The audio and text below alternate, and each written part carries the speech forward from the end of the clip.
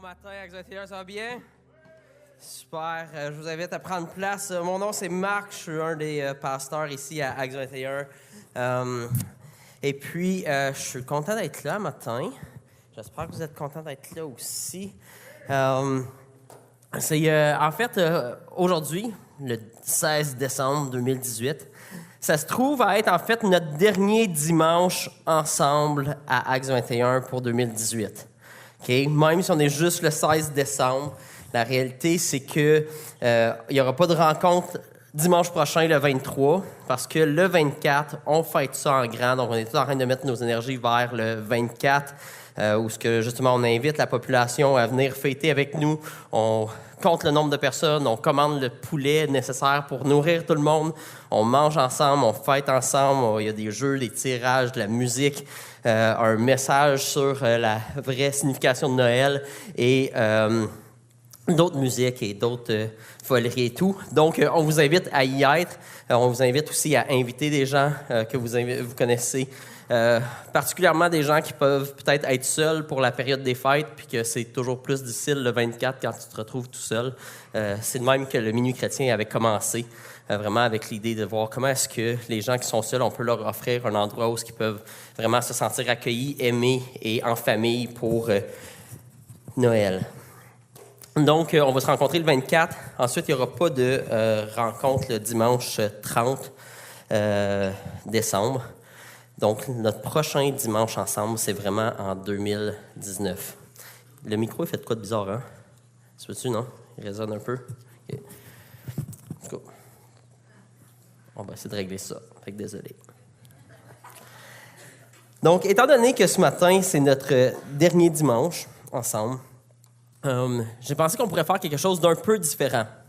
Parce que la fin d'une étape, puis le début d'une autre étape, c'est un bon moment pour s'arrêter, pour réfléchir à ce que Dieu a fait dans l'année qui vient de passer, voir se remémorer qu'est-ce que Dieu nous a appris, comment il nous a fait grandir, ce qu'il nous a enseigné à travers cette année-là. C'était aussi un bon moment pour prier, pour le remercier et le remercier de ce qu'il a justement accompli. Prier aussi pour sa direction pour la prochaine année. Puis c'est aussi le temps de Noël, c'est aussi un bon moment pour partager ensemble, pour passer des bons moments précieux en famille, plus intimes en famille et tout. Alors ce matin, ce que j'ai pensé, c'est qu'au lieu que je fasse un très long partage, comme j'ai l'habitude, je vais couper la longueur de mon partage. Puis, je veux ouvrir la place, la plateforme, le temps à plus large que juste un des prédicateurs, un des pasteurs qui parle. Je veux vraiment l'ouvrir à vous. Je veux l'ouvrir à l'Église pour voir qu'est-ce que Dieu est en train de dire à son Église, qu'est-ce qu'il est en train de nous communiquer, les encouragements qu'il y a pour nous et tout.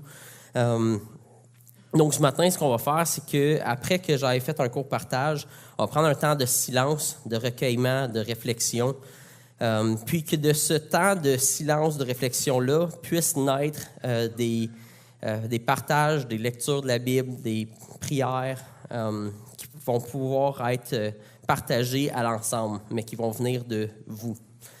Donc, d'être dès maintenant, en fait, vous n'êtes plus vraiment obligé de m'écouter. Je veux vraiment que vous puissiez être attentifs à Dieu.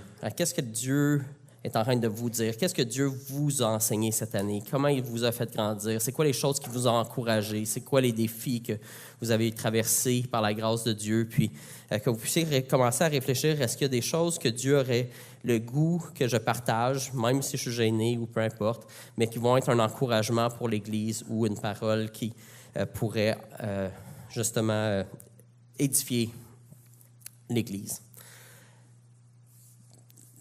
Donc, comme je dis, je vais commencer avec un court partage, puis après ça, on va se lancer là-dedans. C'est bon? OK. Fait que je vais prier, puis après ça, je me lance dans le partage. Donc, Dieu, oui, Acts 21, c'est ton Église. En fait, on croit que ton Église est beaucoup plus large que Acts 21. On croit qu'il y a beaucoup de rassemblements, beaucoup d'assemblées dans cette région, à travers le Québec, puis à travers le monde, qui ont le même Dieu, qui croient dans le même Jésus, puis qui cherchent aussi à écouter ta voix. Puis on sait que tes plans sont plus grands que les plans d'Acts 21. Donc on veut être une Église qui est attentive à toi. On veut t'écouter aujourd'hui, on veut savoir ce que toi tu as pour nous.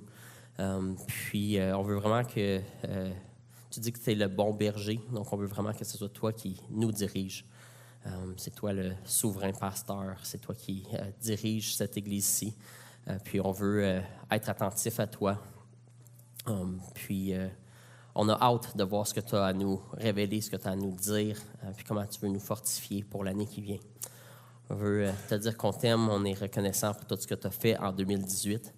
Puis on regarde à l'année 2019 avec foi, puis avec encouragement.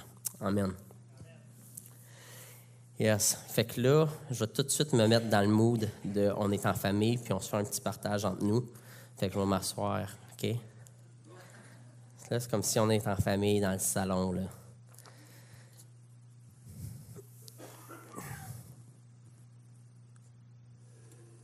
Mais avec rien vraiment à boire de comme le fun.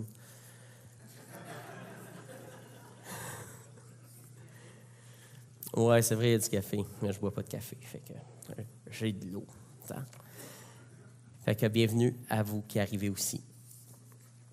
Donc, petite réflexion sur Noël, des choses qui se passent dans ma tête ces temps-ci par rapport au temps des fêtes et à travers la lecture. Une des choses, c'est qu'en tant que chrétien, quand on réfléchit à l'histoire de Noël, on pense à la naissance de Jésus. On pense au bébé qui est né dans la crèche, on pense au berger, on pense aux mages, etc. Puis on pense aussi justement au Sauveur, à Dieu lui-même qui vient sur terre en tant qu'être humain pour offrir sa vie, puis accorder à tous ceux qui croient en lui le pardon des péchés, puis de les réconcilier à Dieu dans la famille de Dieu. Puis ça, c'est bien qu'on réfléchisse à ces choses-là parce que c'est quand même pas mal le cœur de la fête. Le fait de recevoir Jésus puis de recevoir le pardon de nos péchés à travers Jésus, c'est pas mal le plus beau cadeau qu'on peut recevoir pour Noël. Puis, c'est ça. Fait que c'est bien qu'on réfléchisse à ça. Par contre, cette année, ce qui me frappait, c'est que quand je lisais les passages de Noël, il y a comme un autre thème qui semblait toujours ressortir des textes que je lisais. Puis c'est un thème que souvent, je sais pas, moi dans ma vie, j'ai pas vraiment prêté attention à ce thème-là qui est rattaché à Noël. Puis ce qui est intéressant, c'est que ce thème-là de Noël fait moins référence à ce qui a déjà été fait, puis fait beaucoup plus référence à comment Noël continue à avoir des effets et va continuer à va aboutir à quelque chose de plus grand éventuellement. Donc, c'est comme la signification future de Noël plutôt que le focus sur qu'est-ce qui a été fait à Noël. Donc, il y a certains passages que je voulais partager avec vous qui vont apparaître à l'écran. Donc, dans Ésaïe 9, ça nous dit « En effet, un enfant nous est né, un fils nous a été donné, et la souveraineté reposera sur son épaule. On l'appellera merveilleux conseiller, Dieu puissant, Père éternel, Prince de la paix. Étendre la souveraineté, donner une paix sans fin au trône de David et à son royaume, l'affermir et le soutenir par le droit et par la justice, dès maintenant et pour toujours. Voilà ce que fera le zèle de l'Éternel, le Maître de l'univers. » Donc, la venue du Fils de Dieu, c'est la manière par laquelle Dieu va étendre son royaume. C'est le moyen par lequel il va rétablir le droit, puis la justice, puis la paix sur la terre. Puis c'est par sa souveraineté, par sa puissance, par son règne sur toute la terre que Dieu va apporter cette paix-là. Puis ça, c'est un des effets de Noël qui reste à venir. Parce que quand on lit les journaux ou peu importe, on se dit, OK, on n'est peut-être pas rendu encore où ce que la venue de Jésus, sa naissance, le fait qu'un enfant nous est né, un fils nous est donné, on ne voit pas encore que ça fait qu'il y a de la paix sur terre. Mais c'est un des objectifs ou une des choses qui va découler du fait que Jésus-Christ est venu.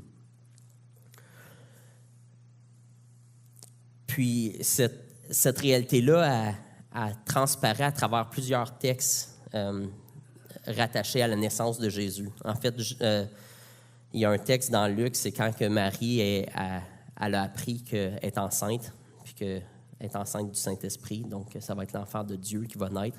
Elle dit dans Luc 1, 51, elle dit « Il a agi avec la force de son bras en parlant de Dieu. Il a dispersé ceux qui avaient dans leur cœur des pensées orgueilleuses. Il a renversé les puissants de leur trône et il a élevé les humbles. Il a rassasié de biens les affamés et il a renvoyé les riches les mains vides. Il a secouru Israël, son serviteur, et il s'est souvenu de sa bonté. » Donc, il y a vraiment une emphase, il y a vraiment cette emphase-là de la venue de Jésus pour renverser les orgueilleux, pour renverser les puissances, les royaumes de ce monde, puis de faire enfin justice aux pauvres, aux opprimés, aux affamés, puis de rétablir la paix. Dans Michée 5, on lit « Et toi, Bethléem », donc encore un texte qui parle de la naissance de Jésus, « Et toi, Bethléem Ephrata, qui est petite parmi les villes de Juda, de toi sortira pour moi celui qui dominera sur Israël, et dont l'origine remonte loin dans le passé à l'éternité. Il se présentera et les conduira avec la force de l'Éternel, avec la majesté du nom de l'Éternel, son Dieu. Et ils auront une habitation assurée, car sa grandeur sera reconnue jusqu'aux extrémités de la terre. C'est lui qui ramènera la paix. » Donc encore cette emphase-là que oui, Jésus est né humble dans une crèche, mais sa venue, c'est vraiment la naissance d'un roi. C'est la naissance de quelqu'un qui va régner avec puissance, puis avec bonté, puis justice sur la terre, qui va ramener la paix. Donc, c'est intéressant de voir le lien direct que les prophètes font entre la naissance de Jésus, puis le rétablissement de la justice, puis de la paix sur terre, puis de son règne. Puis ça nous rappelle que l'histoire de Noël n'est pas finie. Oui, un enfant nous est né, un fils nous est donné, mais ce fils-là va amener la paix. Il apporte déjà la paix intérieure dans nos cœurs, mais il va aussi apporter la paix sur terre, qui s'étend plus large que juste nos cœurs. Donc, il nous apporte la paix avec Dieu, la paix intérieure, du pardon des péchés puis de la réconciliation avec Dieu. Mais Jésus-Christ va réellement revenir sur terre pour établir un règne parfait puis sans fin. Ramener la paix à laquelle que chacun d'entre nous, on cherche, après laquelle on aspire, on soupire. Dans Isaïe 11, ça nous dit « Puis un rameau poussera de la souche d'Isaïe. » Donc ça parle encore de Jésus, qui est la descendance d'Isaïe. « Un rejeton de ses racines portera du fruit. L'Esprit de l'Éternel reposera sur lui. Esprit de sagesse et de discernement, esprit de conseil et de puissance, esprit de connaissance et de crainte de l'Éternel. Il prendra plaisir dans la crainte de l'Éternel. Il ne jugera pas sur l'apparence, n'adressera pas de reproches sur la base d'un oui-dire. Au contraire, il jugera les faibles avec justice et corrigera les malheureux de la terre avec droiture. Il frappera la terre par sa parole comme par un coup de bâton, et par le souffle de ses lèvres, il fera mourir le méchant. La justice sera comme une ceinture autour de sa taille, et la fidélité comme une ceinture sur ses hanches. » Puis parfois, quand on lit des textes de même, ici en Occident, on a un malaise avec le fait que Dieu va détruire, va punir les méchants, va faire mourir le méchant. Mais la réalité, c'est que le monde dans lequel on vit, notre monde soupire après une justice qui va enfin réellement faire justice de tout le mal qui se fait sur la terre. Puis c'est ce que Jésus dit qu'il va faire. Donc le seul moyen de rétablir la paix, c'est de supprimer le mal. Mais Dieu il dit, ça c'est mon rôle, c'est moi qui va jouer le rôle de juge, parce que je suis le seul qui peut juger parfaitement. Donc nous, il nous appelle à aimer nos ennemis, à bénir ceux qui nous maudissent, parce qu'on sait que lui va faire justice. Donc, on n'a pas à se faire justice nous-mêmes. Mais cette action contre le mal est nécessaire pour rétablir la paix. Puis, c'est aussi une des significations de Noël. Quand on voit que Jésus est venu, c'est aussi pour faire disparaître le mal, détruire ce qui est mauvais sur terre, qui viennent corriger le mal. Puis ça me faisait penser, en réfléchissant à tout ça, ça me faisait penser à un discours, en fait, le plus récent récipiendaire du prix Nobel de la paix, c'est le docteur Mukwege, qui, lui, en fait, combat les abus, les viols, les injustices liées à l'exploitation des minerais en République démocratique du Congo. Puis, dans son discours, quand il a reçu le prix Nobel de la paix récemment, il disait « Comment construire la paix sans vérité ni réconciliation? » Il dit « Comment construire la paix sans justice ni réparation? » Donc, cet aspect de vérité, de justice, de réparation, c'est nécessaire pour construire la paix.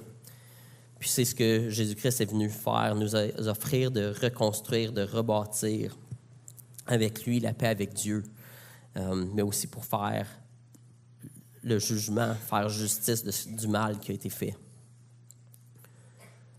Donc, à cause que Jésus est puissant, à cause qu'il est souverain, puis à cause qu'il est venu sur terre, qu'il a pris sur lui-même la condamnation du péché, puis il l'offre à chacun, c'est lui qui règne avec justice.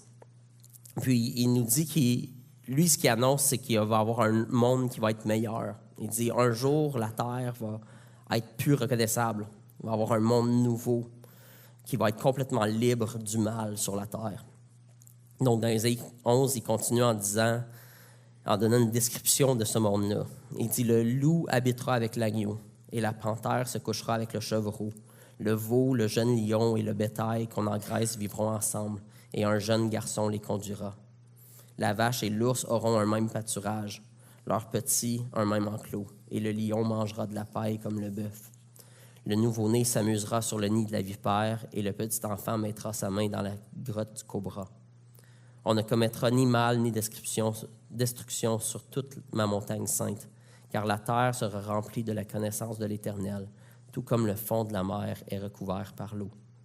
Ce jour-là, la racine d'Isaïe, Jésus, dressé comme un étendard pour les peuples, sera recherché par les nations, et son lieu de résidence sera glorieux.